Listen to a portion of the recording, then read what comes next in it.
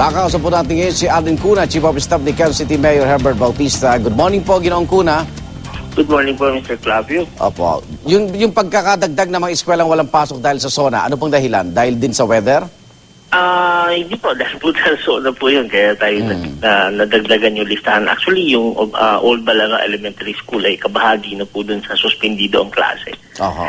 Opo. Bukod po sa pagbabago ng mga ruta ng sasakyan, may iba pang abiso sa ating mga kababayan?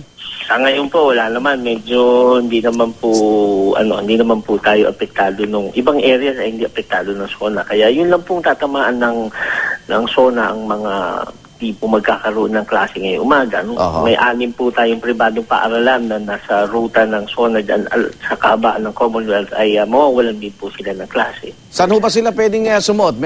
Alam mo ba kayong pwedeng madaanan nila? Sa ngayon po, iiwas lang po tayo ngayon ng Commonwealth dahil sigurado po tayo medyo maghihigpit ang trapiko dyan. May mga alternative. Binawasan na raw yung linya ngayong umaga pa lang eh. Opo. May mga alternate routes po tayo. Nandiyan po ang Quirino, nandiyan po ang Mindanao Avenue Extension. Pwede pong dumaan po roon.